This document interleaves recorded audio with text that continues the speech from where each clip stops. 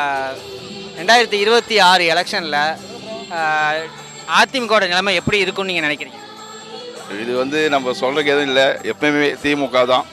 அவர் பார்த்தா 5 வருஷத்தில் பார்த்தா நல்லா தான் பண்ணியிருக்கிறாரு. அது மாதிரி பெண்களுக்கு இலவசம் எல்லாமே பக்காவாக இருக்குது.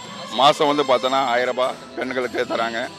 அதிமுகவோட நிலைமை சொல்லி ஒரு கேப்டன் இல்லாத போட்டு போகிற மாதிரி. சரிண்ணா, இப்போது திமுக கூட்டணியிலேருந்து கட்சிகள் வெளியில் வரும்னு ஒருத்தர் ரொம்ப நாளாக சொல்லிக்கிட்டு இருந்தார். ரீசெண்டாக பார்த்துருப்பீங்க, தலைவர் ஒரு விஷயம் பண்ணியிருப்பா, அது நல்லா ட்ரெண்டாக இருக்கும். ஸோ அவருடைய கருத்துக்கும் தலைவருடைய செயல்பாடுக்கும் நீங்கள் என்னென்ன சொல்கிறீங்க? அவரோட தலைவரோட கருத்து பார்த்தோன்னா வச்சுக்க தானாக சேர்ந்த கூட்டம் இல்லை அது. சரிங்களா? விஜய் சொல்லுவார், சும்மா பார்த்தோன்னா தற்கூரிக்கு தான் தெரியும் வார்த்தை. எப்பயும் திமுக அழிக்கவும் முடியாது.